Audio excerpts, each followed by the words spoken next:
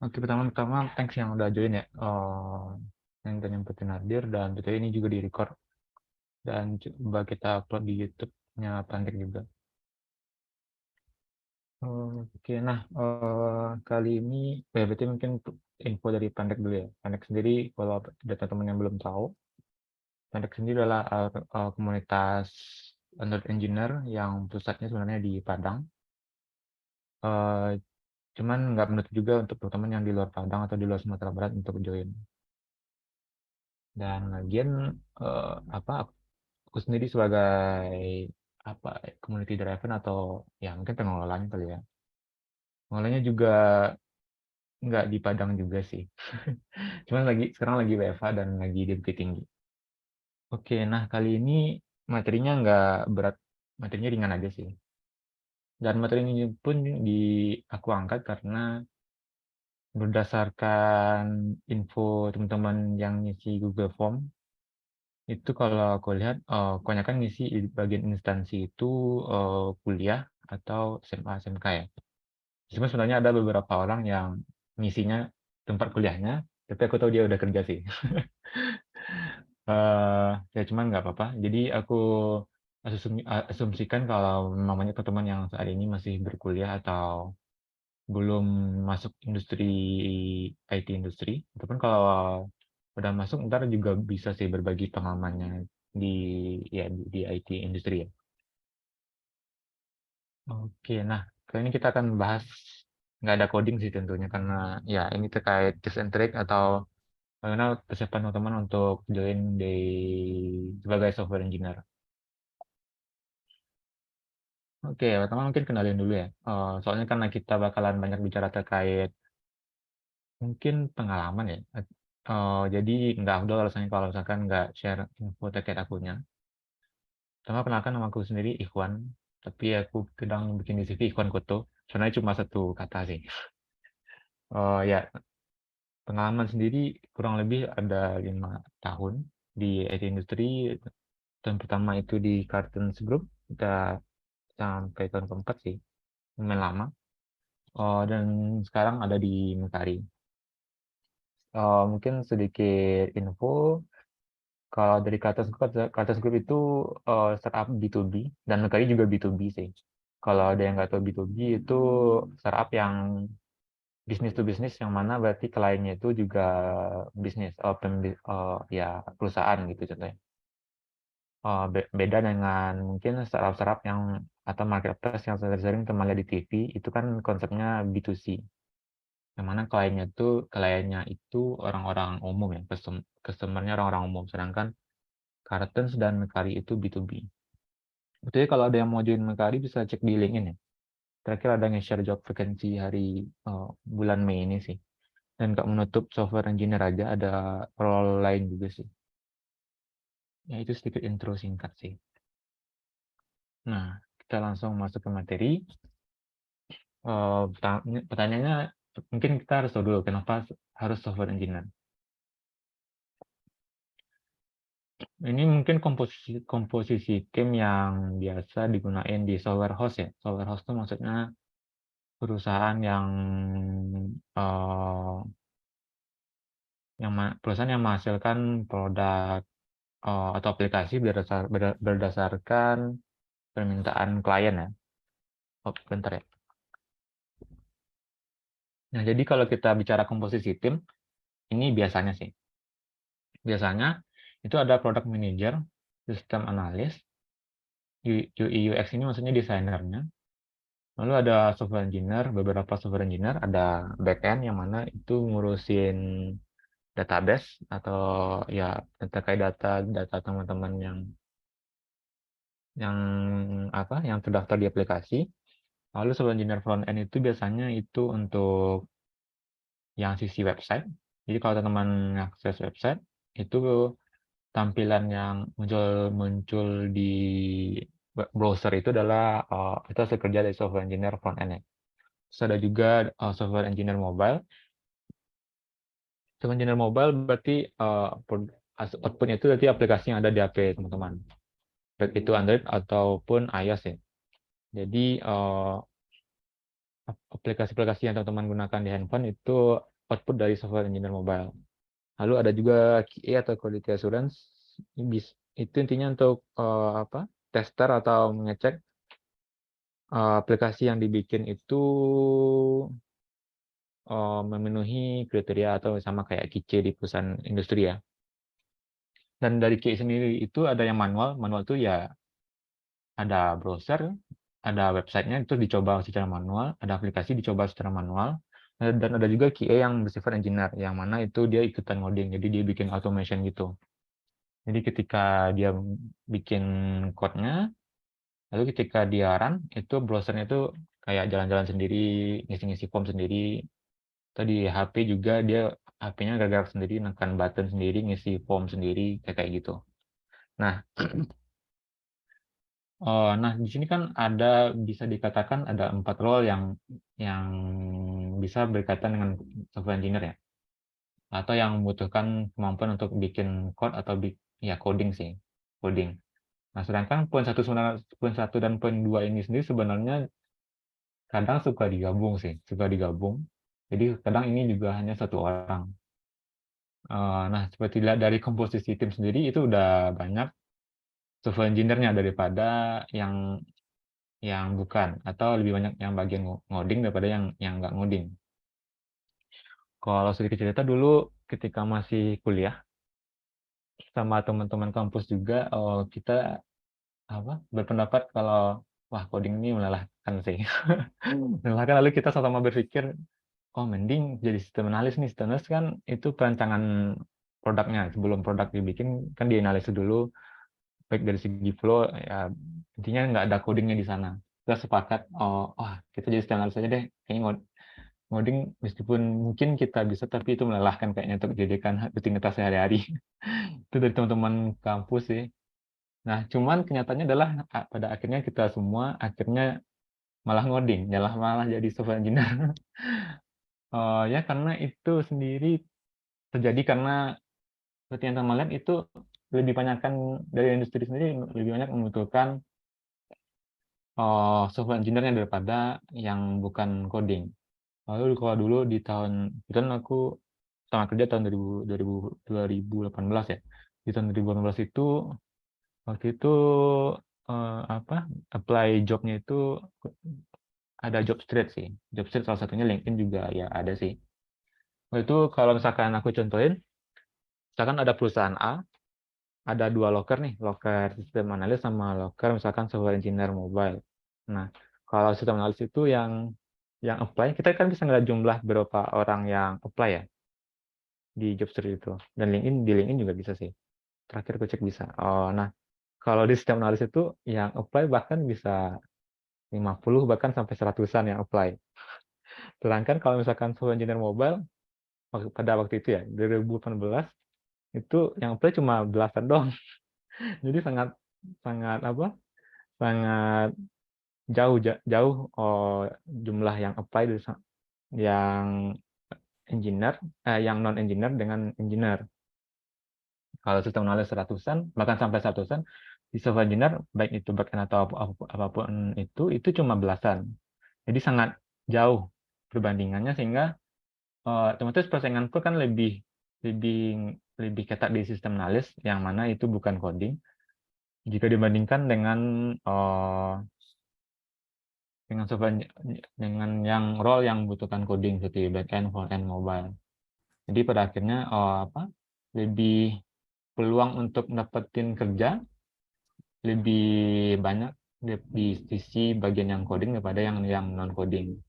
Itu di tahun 2018 dan aku cukup yakin sampai sekarang masih valid, masih oke karena lulusan IT sendiri juga nggak semuanya bisa coding kan. Tapi kalau misalkan lulusan yang baru sekarang semua bisa coding itu mantap banget sih. Mungkin kurang lebih seperti itu. Ternyata pada tahun itu banyak yang berpendapat sama dengan kita yang itu ya udah setengah saja nggak ngoding gitu. Yang mana akhirnya ya udah ngoding karena itu lebih banyak, lebih mudah atau misalkan lebih sedikit peluangnya, lebih sedikit pesaingnya. Nah, kalau tadi kan ada komposisi tim untuk ya mungkin software host atau bukan nggak harus software saja sih, kurang lebih konsisten seperti yang di kiri. Cuman role di IT sendiri itu juga banyak, ada full stack engineer. Full stack ini berarti dia mencakup backend, front end, mobile. Jadi dia semua ngerjain sendiri. Terus ada DevOps juga, ada data science juga, ada machine learning, dan banyak role lainnya juga sih. eh Cuman role ini pun kayak 1 sampai 4 ini aku masih, kalau aku ini pendapat pribadi sih, lebih juga eh, apa mengkategorikan itu sebagai software engineer juga, karena sih juga masih ada bagian codingnya gitu. Jadi itu kesimpulan pertama. Lalu mungkin ini sedikit cerita terkait di day to day. Day to day itu lebih seharian software engineer dari awal masuk kerja pagi sampai sore ya. Kalau dulu kan masih PFO ya, belum ada sih yang online cuman nggak banyak. Intinya ya itu tergantung metodologi pengembangan juga sih, cuman kurang lebih kita bakal bahasnya di sisi Scrum ya. Biasanya itu di pagi hari kita namanya daily stand up ya. Daily stand up itu biasanya kita nge-share apa aja yang udah kita lakuin kemarin, lalu hal apa yang mau kita lakuin hari ini, dan apa aja kendala yang teman-teman dapatkan. Intinya kita coba nge-share kendala kita, dan teman-teman lain juga nyariin solusinya. Dan itu dilakukan di grup sih. Dan akhirnya dan dalam periode kerja itu biasanya kita bikin target kecil. Misalnya kayak istilahnya sprint sih. Sprint itu tergantung perusahaan juga. Aku bikin simpelnya aja mungkin 2 minggu. Jadi di akhir 2 minggu, di akhir sprint atau di akhir minggu kedua itu kita rekap apa aja yang udah kita kerjain 2 minggu ini, kita demoin aplikasinya, lalu kita rencanain juga hal-hal apa aja yang bakalan kita lakukan di 2 minggu ke depan. Kurang lebih gitu sih day to day-nya. Meetingnya tergantung perusahaan. Cuman biasanya meeting itu pagi, terus ya kadang ada siang, kadang ada enggak, kadang nggak ada, ya udah ngoding aja gitu. Dan bedanya dengan sekarang udah mulai banyak kerja online ya, remote WFH. Ya yang tadi yang meetingnya itu tatap muka, ya udah sekarang lewat lewat Zoom atau lewat Google Meet ya, kayak gitu aja sih. Dan ya WFH terbaik lah. Oke, kita lanjut. Mungkin nih ada tanya juga, persiapan ya pertama. Hal apa aja sih yang bisa kita persiapkan sebelum kerja sebagai software engineer? Ini aku coba di slide ini sebenarnya cuma kayak Q&A aja ya. Jadi bakal ada pertanyaan dan aku bakal jawab langsung. Ntar kalau misalnya ada yang nggak ke apa, mungkin masih ada yang teman-teman tanyakan, boleh ditanyain di akhir sih. Aku bakal coba jawab dari sudut pandang baik itu dari teman yang kuliah jurusan IT maupun non IT, ataupun yang mungkin cuma sampai SMA SMK juga nggak masalah. Soalnya aku juga nemu orang-orang kayak gitu di negeri pun juga ada sih. Jadi jangan minder aja sih. Nah, pertama kalau misalkan teman-teman kuliah di jurusan IT, pertama itu ini yang paling penting sih. Kalau bisa teman-teman udah nentuin duluan, teman-teman mau software engineer yang mana. Tadi kan banyak jenisnya, ada back end, front end, dan mobile. Terus ada DevOps dan teman-temannya juga. Nah, kalau bisa teman-teman udah nentuin nih di awal, teman-teman mau yang sisi mana, agar lebih fokus dan experience-nya itu nggak kebuang sia-sia di tengah-tengah. Ntar ada penjelasannya juga. Nah, lalu poin selanjutnya itu ada sama teman-teman, ya belajar yang rajin sih. Perbedaan perbedaan saintek dengan sosum itu, jurusan saintek memang kita bakalan langsung nerapin ilmu yang kita dapetin di kampus. Jadi ya teman-teman belajar yang rajin. Dan kontribusi di tugas, apalagi karena konteksnya itu software engineer, tugas-tugas yang membutuhkan skill coding, usahakan teman-teman eh, ya ikut andil lah, atau ikut bikin, jangan numpang nama aja, itu sih menurutku ya. Jadi teman-teman udah mulai biasa ngoding dari sejak kuliah, daripada teman-teman baru nyadar belakangan, oh ternyata loker sebenarnya lebih banyak daripada asisten-asisten lain, akhirnya teman-teman baru belajar di akhir, dan itu teman-teman terlambat sih jika teman-teman nggak lakukan itu lebih awal. Jadi lebih baik dari sekarang aja gitu, kalau teman-teman masih kuliah dan jurusan IT ya langsung belajar dan ikut kontribusi di tugasnya. Yang kedua itu ada PKL atau praktek kerja lapangan atau magang ya. Aku sendiri ini mungkin hal yang ingin aku ubah di masa lalu juga. Jadi eh, dulu aku berpikir PKL magang itu karena kuliahnya di Padang juga ya. Aku kuliah di alumni UNAN, jadi juga dulu berpikiran kalau misalkan apa magang, biasanya kan kalau magang di Jawa itu kan biasanya dia 3 bulan ya. 3 bulan itu udah cukup lama kan. Jadi dulu itu aku berpikiran, wah ngapain sih magang 3 bulan, 1 bulan aja cukup sih kayak karena kan beberapa kantor atau industri yang ada di Sumatera Barat itu cuma 1 bulan doang kan. Nah cuman pemikiran itu berubah sih setelah aku udah kerja di IT industri. 3 bulan itu mungkin hal yang bagi lama mungkin bagi teman-teman karena pembandingnya itu ke industri yang non IT gitu. Jadi kalau sekarang aku berpikir 3 bulan itu sebenarnya waktu yang pas, waktu yang oke sih. Probation pun dilakukan tiga bulan kan. Jika nggak ada yang untuk probation, probation itu masa uji coba ketika teman-teman udah lulus interview dan tahap-tahap seleksi lainnya. Jadi 3 bulan itu kalau udah pas, kalau jika cuma 1 bulan, sebulan itu kan kerjanya pun dalam 1 minggu kan cuma 5 hari kan. Jadi ada kayak 20 harian mungkin 20 harian itu juga nggak bakalan full full contribute kan kalau cuma 1 bulan. Kadang bahkan di minggu pertama itu teman-teman cuma ngeliatin doang belum terjun ke tim. Kadang kantor itu kan juga ada event-event lainnya juga ya. Jadi sebulan itu terlalu singkat sih. Eh, Baik itu untuk teman-teman, baik pun untuk kantornya. Teman-teman sendiri nggak dapetin ilmu yang cukup banyak karena 1 bulan itu sangat singkat. Di kantor sendiri nggak dapetin impact impact apa ya? Impact banyak gitu atau mungkin tujuan kantor sendiri kan memiliki tujuan ya untuk kenapa mereka buka magang gitu kan. Dan tujuan itu pun sendiri nggak tercapai juga sih. Mereka butuh waktu 3 bulan minimal untuk nge-review teman-teman itu kinerjanya baik atau enggak. Nah, lalu kalau misalkan kinerja teman-teman baik, teman-teman bisa aja direkrut langsung oleh perusahaannya ketika teman-teman lulus. Nah, ini sih hal yang pengen aku lakuin, harusnya aku lakuin dulu sih. Jadi kalau teman-teman sekarang belum magang, dan kemungkinan ada rezeki atau teman-teman bisa magangnya di Jawa atau kurang lebih di IT, perusahaan IT sih, perusahaan teknologi, ataupun kalau ada yang remote bakalan better sih. Uh, Usahain teman-teman magang di perusahaan yang memang sesuai dengan perusahaan industri IT gitu kan.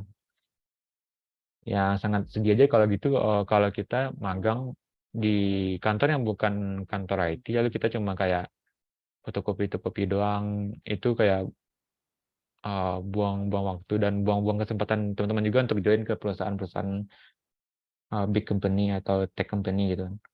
Soalnya kalau misalkan teman magang dan teman menjanjikan, ya teman bakalan direkrut. Ini salah satu jalan masuk ke industri. Lalu ada sertifikasi dan pelatihan. Sekarang banyak pelatihan online kan. Nah, jika dulu kan nggak, buka dulu nggak sebanyak sekarang sih. Jadi pelatihan pun diadakan offline. Jadi yang kita yang di luar Pulau Jawa itu agak kurang kurang apa ya, kurang hype gitu pelatihannya karena nggak jauh dari pusat, jauh dari IT industri juga. Cuman sekarang udah banyak online kan. Yang aku nggak bakalan promosiin di mana-mana ya. Intinya teman-teman tahu lah banyak, dan itu pun banyak yang gratis gitu kan. Jadi ikuti sertifikasinya, ikuti pelatihannya, dan itu bisa jadi modal teman-teman untuk diisi di CV atau di resume teman-teman atau di LinkedIn. Itu jadi nilai lebih nantinya. Di sini aku tambahin juga ada ilmu ilmu yang mungkin ada di BAS dan mungkin ada juga yang ke skip di kuliah jurusan IT. Itu terkait version control system, Git, ntar bisa teman-teman bisa cari aja. Lalu ada metode pengembangan perangkat lunak. Sebenarnya yang metode pengembangan perangkat lunak nggak perlu apa ya, bisa teman-teman coba alami aja sih ketika udah mulai kerja. Cuman ya seenggaknya teman tahu pengantarnya sedikit lah. Lalu ada komunitas, dari di komunitas teman juga bisa dapetin ilmu gratis, atau ya teman bisa nanya dan nantinya bercengkrama antara sama software engineer, ya kayak secara sekarang lakukan oleh komunitas kan, komunitasnya oleh Pandek. Lalu kalau teman lalu teman bisa juga dapetin ilmu dari freelance atau proyek-proyekan jika ada mungkin sanak family kan, sanak family atau saudara teman-teman yang bikinin aplikasi ini dong gitu. Nah, teman-teman bisa bikin itu jadi freelance berbayar atau mungkin jadi project thank you juga bisa sih, 2M makasih. Tapi nantinya project ini bisa teman cantumin di resume atau di CV teman-teman, dan itu juga menjual, hal yang cukup menjual juga ketika CV teman-teman dicek oleh HR ya, atau oleh user. Nah, sekarang dari sisi sudut pandang kuliah jurusan non IT sama yang mungkin nggak berkuliah. Kalau jika teman perhatiin kan bedanya cuma sedikit ya. Di sini nggak ada poin 1 dan poin 2, di sini nggak ada poinnya, poin 1, 2 yang tadi. Sekarang zaman online ya, sebenarnya ilmu IT, ilmu yang paling gampang teman-teman dapetin sih. Mulai juga gampang juga sih. Teman-teman tinggal googling dan teman-teman dapetin ilmu sendiri. Tinggal pertanyaannya kemauan. Teman mau atau enggak gitu. Terus poin 5 aku tambahin sih, jangan minder. Ini kadang suka nemu pertanyaan orang-orang yang, wah aku nggak jurusan IT nih, pasti nggak bakalan keterima, atau meskipun kalaupun aku bisa ngoding tapi kayaknya bakalan nggak ke kayak apa kayak nggak ke filter sama HR-nya, atau ya apalagi aku aja nggak kuliah gitu kan. Sedikit apa info, kalau di Mekadi sendiri aku nemu orang yang cuma lulusan SMK, ketemu orang yang nggak lulusan IT tapi di software engineer. Modalnya apa? Modalnya yaitu dari sertifikasi pelatihan ya, belajar sendiri aja gitu. Intinya jika teman-teman nggak punya background jurusan IT, kita harus ini aja sih, effort lebih gitu. Apalagi kalau misalkan teman-teman lulusan SMK, sebenarnya lebih bisa terjun duluan kan. Jadi teman punya, bahkan bisa melebihi teman-teman yang kuliah juga, karena teman langsung terjun ke IT industrinya. Intinya kelima, jangan minder aja sih. Eh, Kok belum dicoba udah minder gitu kan. Itu hal yang aneh juga sih. Nah, ada pertanyaan selanjutnya, apakah fresh graduate memiliki kelebihan? Ini untuk meyakinkan para fresh graduate juga sih. Oh, teman-teman punya kelebihan untuk tentunya. Ini mungkin konteksnya lebih kayak teman-teman yang kuliah kuliah di jurusan IT ya. Kelebihannya itu, tapi ini tergantung kampusnya juga sih. Intinya itu ilmu yang teman-teman dapetin di kuliah itu bisa jadi ilmu yang up to date. Jadi ilmu yang teman-teman miliki itu bisa jadi guna besar dari ilmu yang memang dibutuhin di IT industri. Kalau oleh cerita dulu ketika di perusahaan sebelumnya, kebetulan aku ngecek soal hasil interview, apa sih, coding test dari interviewer, dari yang mau join. Waktu itu dari segi pengalamannya udah banyak sih, udah 5 tahunan. Cuman jawaban interview itu jawaban yang apa ya, mungkin bisa bilang kuno sih. Kuno dalam artian dia ngejawab dengan ilmu yang lama gitu. Seperti yang kita tahu kan, IT itu selalu berkembang, dan bisa jadi jawaban itu bakalan terus berganti sesuai dengan perkembangan zaman. Jadi kalau teman-teman nggak up to date, teman-teman bakalan ditutup sih. Dan fresh graduate biasanya memiliki ilmu yang up to date, tergantung kampusnya, tapi saya cukup yakin sih harusnya up to date. Jadi ilmu yang punya teman-teman punya itu bisa bisa jadi kelebihan jika dibandingkan dengan orang yang udah jadi software engineer tapi dia nggak update ilmunya ya. Itu adalah kelebihan dari teman-teman fresh graduate. Jadi ya pede aja sih. Nah, ini berkaitan dengan yang tadi, sering ketemu dengan software engineer yang lulusan non IT nggak, Kak? Jawabannya cukup sering. Bahkan di tahun 2018 ketika utama join juga, waktu itu yang interview malah nggak lulus kuliah sama sekali, cuma lulusan SMK. Nah, itu di perusahaan top juga sih. Lalu di kantor sebelumnya juga ada, di kantor sekarang pun juga ada. Yang bukan lulusan IT, cuman dia software engineer juga. Yang lulusan SMK, dia software engineer juga. Jadi banyak sebenarnya malah. Mungkin karena apa kebutuhan pasar juga banyak, jadi nggak apa lulusan IT itu bisa dikatakan kurang. Bisa dikatakan seperti itu. Dan seperti yang aku bilang tadi kan nggak semua lulusan IT juga yang bisa ngoding. Oke, pertanyaan selanjutnya, CV yang bagus untuk software engineer seperti apa? Ini menyesuaikan dengan posisi yang teman-teman lamar. Seperti yang aku bilang tadi kan ada software engineer-nya banyak jenisnya. Back end, front end, atau mobile gitu kan. Teman-teman bikin CV-nya itu cantumin ilmu yang paling relate dengan posisi yang dilamar itu paling atas gitu.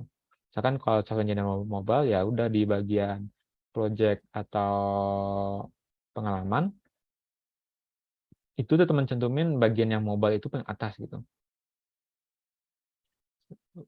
Kalau desain apa serelate mungkin dengan posisi yang dilamar gitu. Akan aneh kan misalkan teman coba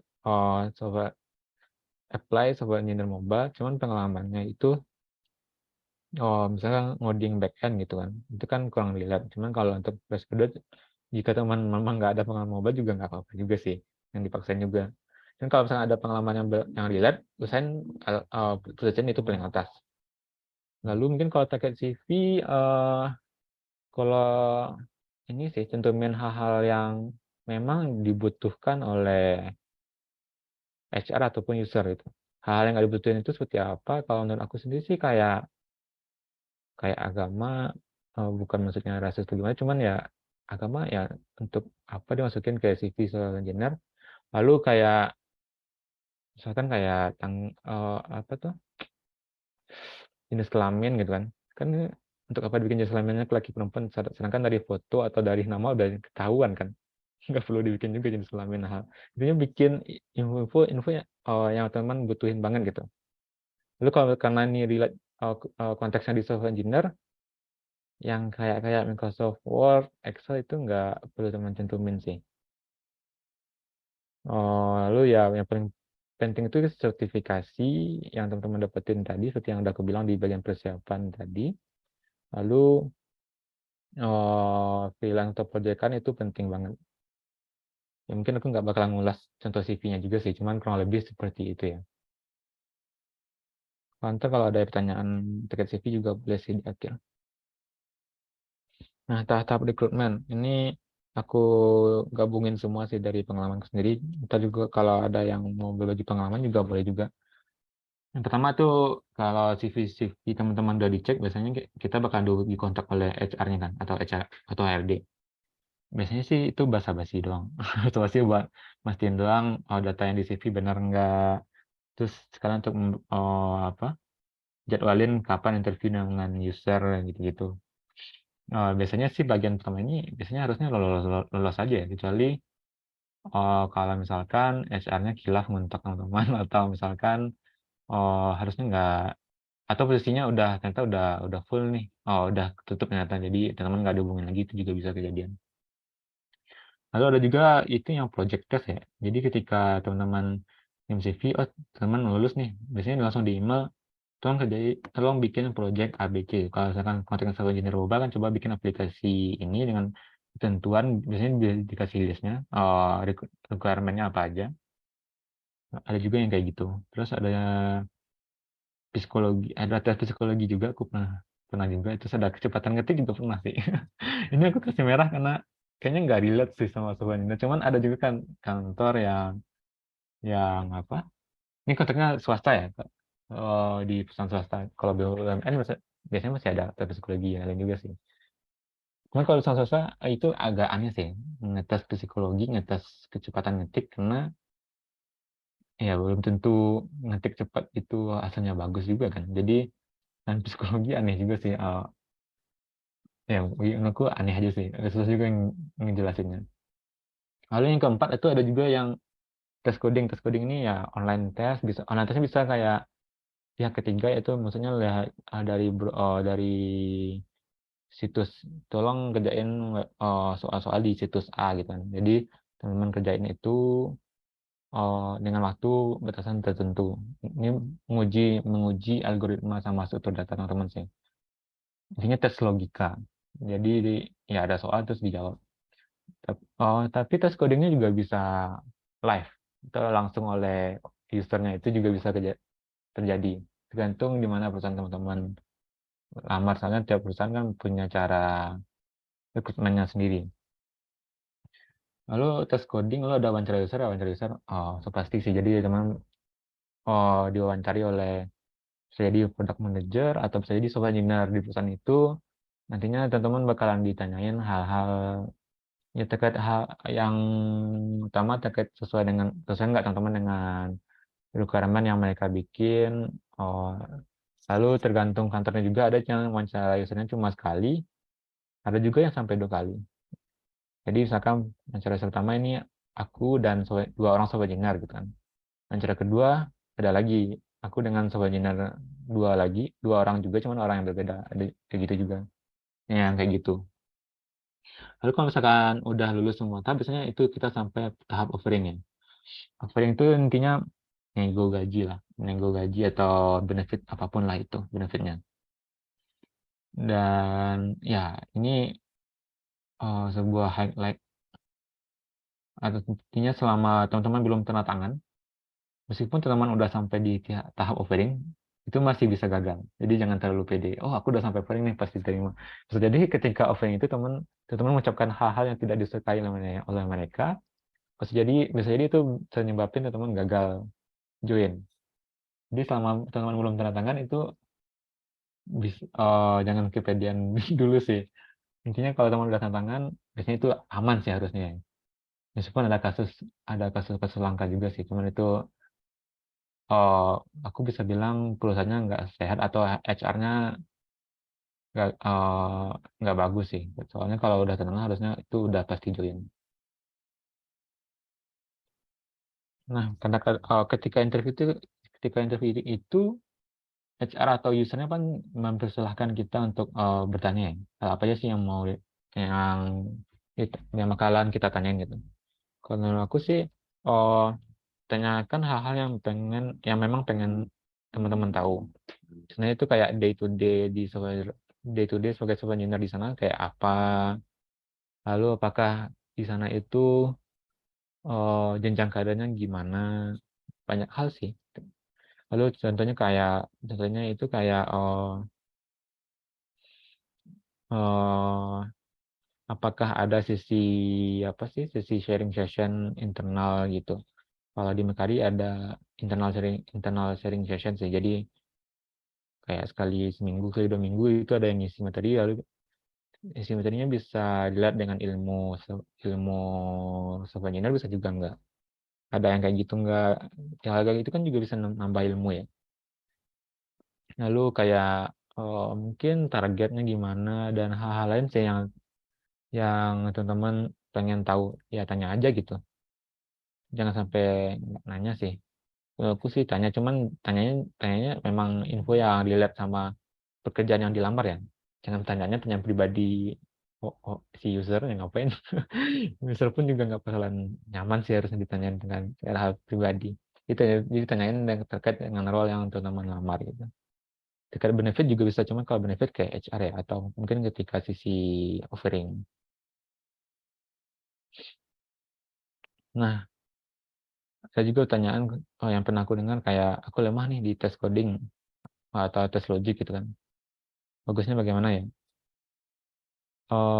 Ini aku pernah dengar juga mereka yang bilang, oh tes coding itu nggak penting sih karena ketika kerja gitu nggak ada bahas logik logik yang aneh-aneh gitu. Aku bukan di tim itu sih. Aku di tim yang memang itu dibutuhin. Karena ada di case-case itu yang memang itu harus emang ngabis menguras otak sih. Jadi kalau dan hal yang wajar juga sih. Oh ya teman-teman mau ngoding ya kenapa nggak dites logika sama ininya. Jadi itu hal yang wajar sih. Jadi kalau misalkan teman lemah ya intinya ya belajar gitu. Itu sih solusinya, nggak ada solusi lain. Nggak ada neko-neko setiap kayak ini. Jadi kalau misalkan perusahaan itu ada tes coding ya belajar dari sekarang. Apalagi kalau teman-teman yang masih belum terjun di masih kuliah atau memang masih belum bekerja, ya tinggal belajar gitu. Aku sendiri sebenarnya nggak suka algoritma masuk ke data dulu juga dulu sih. Nah, itu jadi suatu penyesalan juga, harusnya dulu itu suka harusnya. Cuman ya akhirnya itu jadi hal yang aku jadiin sebuah kendala juga ketika daftar nyari nyari loker di tahun 2018 ketika awal baru baru bekerja. Intinya ya belajar kalau terkait tes coding ini. Oke. Oh, ternyata aku nambahin ini. Gaji awal untuk tahun ini berapa? Eh, aku bakalan bilang seminimum mungkin teman-teman usahain teman-teman dapat UMR itu seminimum mungkin. Dan itu kan ntar ada tahap offering ya, teman-teman sesuaiin dengan apa? Seberapa besar perusahaan yang teman-teman lamar gitu. Jadi apa gaji sebagai junior software engineer itu di perusahaan A sama perusahaan B itu bisa jadi berbeda. Itu tergantung besar perusahaannya juga. Dan ini juga terkait lobbying juga sih, seberapa hebat teman-teman melobi HR atau usernya, meyakinkan mereka bahwa teman-teman layak digaji segitu gitu. Ya, kalau misalkan perusahaannya di Jawa mungkin minimal kayak 5 atau 6 juta tuh udah oke sih. Dan kalau teman dapetin itu lebih dari itu better banget. Karena itu bukan berarti nggak mungkin juga, itu mungkin banget. Ya intinya teman-teman bisa meyakinkan orang ketika meyakinkan perusahaan tersebut ketika sisi offering. Jadi misalkan kayak perusahaannya cuma ngasih 5 juta nih gitu kan.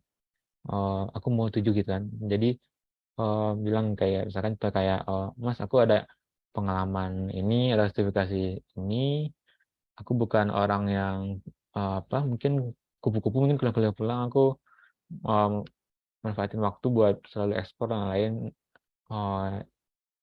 Ya intinya bikin sampai info-info yang relate sama posisi yang dilamar juga. Dan ya mungkin satu lagi, kalau nggak salah ada bahas benefit nggak sih? Aku lupa sih, intinya benefit ini sih take home pay. Jadi kalau misalkan teman-teman nggak bahas cuma nanya gaji, itu bisa jadi itu gaji kotor, bukan gaji bersih. Yang mana misalkan 5 juta nih, kan ntar ada benefit lain kayak BPJS gitu kan, BPJS Ketenagakerjaan, kesehatan. Nah, bisa jadi 5 juta itu gaji kotor. Jadi akhirnya teman-teman yang dapetin bulanan itu cuma misalkan 4.200.000 gitu. Itu kalau teman-teman nggak tahu terkait konsep itu, teman bakalan agak sakit hati sih di awal. Jadi ketika offline itu tanyain gaji bersih atau take home pay istilahnya sih. Jadi itu udah di luar BPJS, di luar benefit lainnya gitu. Di luar pajak juga. Jadi itu penting banget untuk teman tahu kalau take home pay itu tanyainnya take home pay bukan gaji aja. Karena HR itu bisa jadi ngasih tahunya gaji kotor. Kebetulan aku udah tahu itu ketika waktu lamar kerja. Jadi waktu itu HR-nya sampai terkejut juga. Dia malah nanya ke atasannya dulu.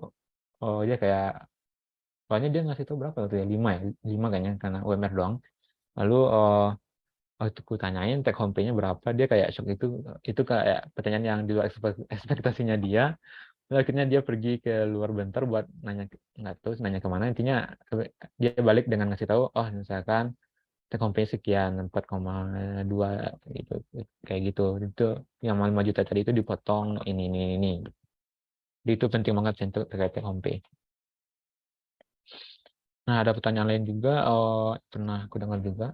Sekarang aku udah sampai tahap, tadi kan banyak ya, ada tes coding, ada wawancara HR, ada offering juga. Nah, misalkan aku udah sampai tahap tahap tahap kedua atau tahap ketiganya gitu kan. Tapi sampai sekarang belum ada kabar lagi di perusahaan tersebut. Itu bagaimana ya, Kak? Kalau dari aku sih intinya jangan ditungguin. Karena kadang ada HR yang baik yang ngasih tahu langsung, misalkan, teman udah nggak lanjut, kita nggak bakalan lanjut, mungkin mungkin next gitu kan. Ada juga tuh HR yang nggak ngasih tahu sama sekali nih. Misalkan teman, ternyata nggak cocok nih. Atau misalkan bisa juga sisinya udah keisi sama yang lain gitu kan. Ada juga HR yang nggak ngabarin sama sekali gitu. ada juga yang ngabarin itu lama banget kayak sebulan 2 bulan. Kalau menurutku sih intinya jangan ditungguin aja gitu. Jadi kalau misalkan misalkan tes tes wawancara usernya udah nih, ya udah lanjut aja nyari nyari offering, nyari nyari kerjaan di tempat lain gitu, apply apply-nya tetap dilanjutin aja gitu. Jangan jangan terlalu kepedean menunggu di satu perusahaan gitu, karena bisa jadi teman-teman malah ngabisin waktu buat nunggu doang ini, ternyata perusahaannya udah nggak lanjutin proses teman-teman ternyata. Jadi intinya jangan nungguin satu tempat, always lanjut apply gitu. Oke, tadi kan sisi persiapan ya. Ini misalkan teman-teman udah kerja nih, udah masuk ke kantornya. Apakah langsung jadi pegawai tetap atau bagaimana? Ini sebenarnya harusnya teman-teman tahu juga sih sebelum lulus, sebelum tanda tangan kontrak. Cuman kurang lebih itu ada juga yang kantor yang hanya ngontrak karyanya 1 tahun nih. Ada juga setelah 1 tahun itu langsung jadi karyawan tetap. Ada juga yang setelah kontrak dikontrak lagi, misalkan ditambah 1 tahun lagi kontraknya, ada juga yang kayak gitu. Kalau ada juga yang sisi masa probation itu masa uji coba ya. Ketika masa uji coba itu sebenarnya teman-teman bisa pindah tanpa kabar juga bisa, kantornya juga misalkan nggak cocok bisa ganti langsung juga tanpa kompensasi ya, intinya tanpa ada kantor perlu membayar.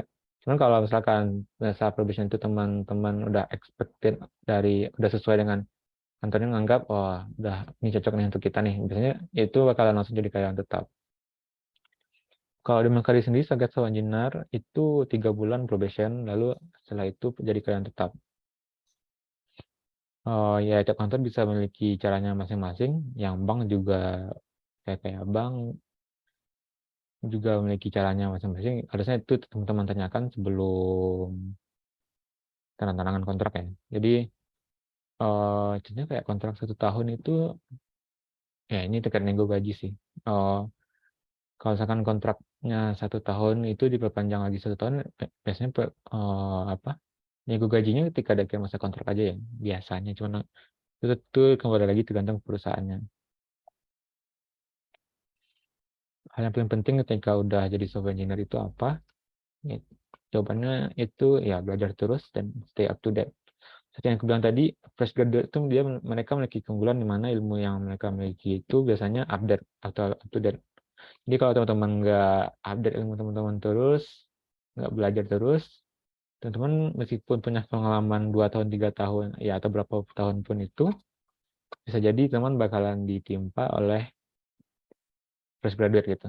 Yang mana mereka tentu dari segi gaji mungkin lebih murah, tapi ilmu mereka lebih baru. Dan itu yang dibutuhin oleh company atau perusahaan gitu.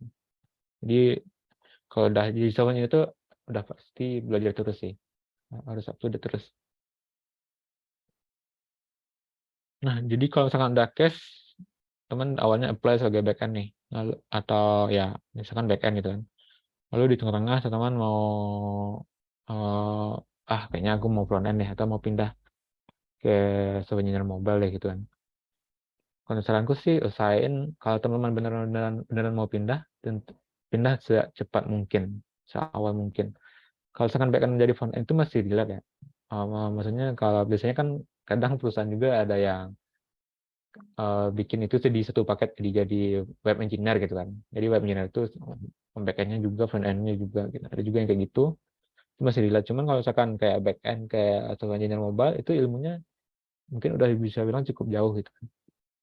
Dan biasanya itu bakalan kena ketika teman offering jadi agak susah teman nego gajinya gitu. Soalnya mereka bisa bilang, kan ini kamu apply sebagai engineer backend nih, sedangkan teman experience kamu nggak ada experience kamu di engineer mobile, jadi itu kurang jelas. Jadi kita cuma menghargain pengalaman kamu yang 1 tahun, kita hargain aja cuma kayak 2 bulan, 6 bulan gitu. Dan itu sebenarnya make sense dari sisi kita, kalau kita ambil dari sudut pandang mereka juga, karena mereka butuhnya sebagai engineer mobile nih gitu kan. Tapi pengalaman teman-teman nggak kurang cocok, itu bisa jadi alasan mereka juga untuk menekan gaji gaji teman-teman. Jadi di sisi offering itu lebih susah sih untuk teman-teman minta gaji yang lebih tinggi gitu. Jadi kalau mau pindah role usahakan secepat mungkin. Atau kalau teman hebat banget di ngelobinya, ya bisa juga sih. Kembali lagi sih, seberapa jago tuh teman-teman ngelobi si usernya gitu, atau si HR-nya. Nah ini kalau misalkan saya aja kan ngoding kan, kalau misalkan buntu nih nggak tahu code-nya apa, bagaimana ya Kak? Kalau aku sendiri biasanya kalau misalkan ada ilmu baru atau hal baru, biasanya googling aja gitu, atau ada dokumentasinya. Terus kalau tergantung perusahaan teman-teman juga, kalau misalkan perusahaannya sehat, sehat dalam artian saling saling membangun, saling membantu, ya tinggal nanya ke engineer di kantor di kantor yang sama, atau bisa nanya ke komunitas. Tapi aku kalau komunitas itu biasanya jadi apa opsi terakhir sih kalau aku pribadi ya, meskipun aku jadi di pendek juga, cuman biasanya aku jadi itu satu opsi terakhir. Intinya kita effort dulu gitu, effort effort buat nge-solve masalah kita sendiri. Kita usahain sendiri dulu kalau memang benar udah buntu banget, atau mungkin butuh sudut pandang yang berbeda ya. Kalau butuh sudut pandang yang berbeda itu boleh juga nanya langsung di komunitas. Ini melanjutin yang komunitas tadi. Misalkan aku pernah nanya di komunitas X atau Pandek gitu kan. Tapi nggak ada yang jawab Kak. Itu gimana ya Kak? Atau mungkin aku ngeliat udah nanya tapi nggak ada yang jawab gitu kan. Aku bakalan ambil cerita waktu itu dulu komunitas di Telegram. Jadi ada yang baru join waktu itu. Biasanya dia nanya, cuman nggak ada yang jawab gitu kan. Nggak ada yang jawab. Lalu habis itu setelah dia nanya, ada yang nanya juga. Mungkin selang 5 menit dulu, 10 menit gitu kan, ada yang nanya. Terus ada yang jawab pertanyaan selanjutnya gitu. Terus dia kayak, orang itu marah-marah. Marah-marah, aku nggak ada jawab sih, gimana sih mutus ini, bla bla bla gitu kan. Kayaknya komplain gitu kan. Habis komplain, terus dia left. Satu hal sih, ini terkait berkomunitas sih. Komunitas itu kumpulan orang-orang yang mungkin suka rela, atau mungkin dalam artian mereka bergabung, dan mereka setiap orang punya tujuan masing-masing kan. Intinya mereka bukan customer service yang mana itu bersedia jawab secepat mungkin gitu. Mereka bukan orang yang digaji sebagai kayak komunitas kayak CS gitu. Oh ya, gini utas nggak ada yang digaji juga kan. Jadi ini unsur kesukarelaan juga. Sebenarnya itu gimana kita uh, berpikir positif sih. Jadi kalau misalkan nggak dijawab itu bisa jadi itu mungkin case yang unik di mana mungkin nggak ada yang tahu nih jawabannya di komunitas itu gitu. Atau bisa jadi juga ada yang tahu, cuman dia lagi sibuk sama kerjanya juga, jadi nggak ada waktu buat ngejawab gitu.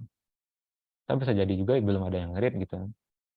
Jadi intinya jangan baper sih di komunitas, soalnya kita punya kesibukan masing-masing. Mungkin bagi teman-teman ngoding itu mungkin jam 8 malam, tapi bagi orang lain juga ada yang 8 malam itu jadi waktu mungkin sama main keluarga gitu kan. Jadi kita nggak bisa nyamain kondisi kita sama yang lain. Jadi kalau di komunitas ya tanya aja, kalau misalkan nggak ada yang jawab misalkan, biasanya sih kalau aku sendiri kalau nggak ada yang jawab, biasanya aku tanya lagi mungkin besoknya gitu kan. Kalau nggak ada yang jawab ya nggak apa-apa, mungkin nggak ada yang tahu. Ya udah lanjut cari sendiri. Gitu aja sih. Ini ada juga kalau mau resign mungkinnya gimana Kak? Pengalamanku ada mungkin bisa diulangin jadi dua jenis. Ada juga yang dia kerja-kerja tiba-tiba resign gitu. Atasannya shock. Kok tiba-tiba dia nggak resign gitu. Terus ada juga yang sebelum resign dia ngomong dulu. Ada juga yang kayak gitu. Biasanya kalau sebelum resign, kalau udah kalian tetap, biasanya ada 1 month notice, atau misalkan teman-teman saya tahu sekarang, teman baru bisa keluar dari perusahaan itu 1 bulan kemudian. Hal ini juga perlu teman-teman tanyain sih ketika wawancara. Hal yang biasa sih menurutku ditanyain. Dan biasanya nggak perlu ditanya juga udah dikasih tahu sih. Jadi kayak 1 bulan teman-teman infoin dulu, misalkan sekarang bulan Mei dia ada 1 month notice. jadi udah bisa keluar itu di bulan Juni. Cuma ada juga perusahaan yang nerapin itu kayak 2 bulan, itu tergantung perusahaannya lagi sih. Cuman kalau kontrak, teman harus baca kontraknya juga, karena bisa jadi ada penalti kalau kontrak ya. Cuman kalau kalian tetap biasanya nggak ada penalti, karena itu wewenang kita aja untuk, kalau teman udah nggak mau lanjut ya kenapa dipaksain kan? Atau nggak ada pilihan yang lebih baik di luar sana, yang ngapain dipaksain? Ini hal yang mungkin sering kejadian di apa di dari kejadian untuk seorang software engineer, atau mungkin komplainan HR sering dengar juga sih. Ada yang minta loyal, ada yang software engineer yang loyal, ada juga yang kutu loncat. Kutu loncat ini dalam artian kayak 6 bulan pindah perusahaan lagi, atau mungkin 1 tahun 2 tahun pindah, atau mungkin tiap tahun dia pindah gitu. Kalau menurut aku sendiri, saya ikut loncat ini hal yang suka HR ya.